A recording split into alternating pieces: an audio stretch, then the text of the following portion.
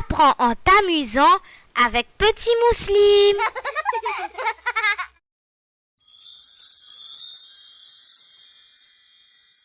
Maman, c'est quoi Ramadan? À ton tour maintenant, est-ce que tu peux me citer d'autres bonnes actions que tu peux faire pendant le mois de Ramadan et même pendant les autres mois?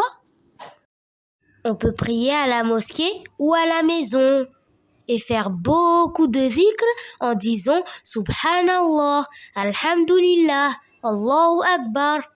On respecte et on obéit aux parents. On aide à la maison en rangeant sa chambre. On peut aussi partager la nourriture. Est-ce que je peux donner des jouets? J'aurai des récompenses? Oui, bien sûr. Mais alors, le mois de Ramadan est vraiment important. Et maman, est-ce qu'on pourrait juste faire toutes ces bonnes actions, mais qu'on continue à manger et à boire quand même? Non, non, mon enfant, tu ne peux pas. Et je vais t'expliquer pourquoi. Avant tout, quand tu te prives de nourriture et de boissons, c'est une grande preuve d'amour que tu montres à Allah Ta'ala, mais aussi quand tu ne manges pas et tu ne bois pas durant toute la journée, tu arrives à réaliser la valeur de la nourriture et à comprendre qu'Allah Ta'ala nous a donné beaucoup de bonnes choses sur la terre. Et ce n'est pas tout. Quand tu as faim durant la journée, tu arrives à te mettre à la place des enfants et des adultes qui n'ont souvent rien à manger ni à boire tous les jours. Mais ne t'inquiète pas, tu sais, comme tu es encore un petit enfant, tu as la possibilité de jeûner jusqu'à 10 heures ou encore jusqu'à midi, ou tu peux aller encore plus loin jusqu'à 16 heures et tu auras quand même les récompenses. Dis-moi maman, à quel moment on fait le jeûne? Le matin ou le soir? Alors, je vais t'expliquer comment se déroule une journée du jeûne.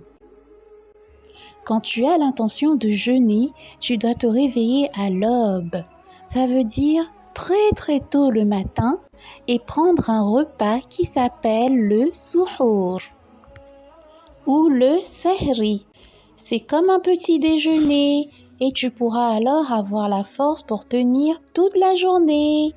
Après ça, tu pourras occuper ta journée soit en allant à l'école, soit en allant à la madrasa et faire plein d'autres activités, soit lire le Coran, faire la prière, faire un peu de sport, etc., etc. Et puis, le soir, au moment du coucher du soleil, le muazzin, ça veut dire l'homme qui appelle à la prière, il va faire l'adhan et c'est à ce moment précis qu'il faudra rompre le jeûne. C'est donc à ce moment-là que tu pourras manger et boire. Et ça sera ainsi pendant 29 ou 30 jours.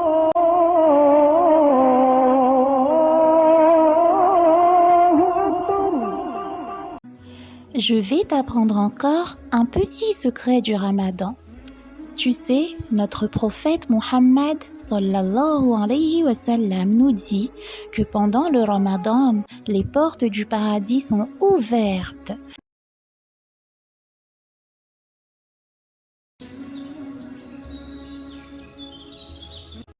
Et les portes de l'enfer, elles sont fermées. Et les diables, ils sont enchaînés. Ainsi, nous pourrons profiter pleinement de ce mois. Lorsque le Ramadan sera terminé au 29 ou 30e jour, les musulmans vont fêter le jour de Eid au premier jour du mois de Shawwal.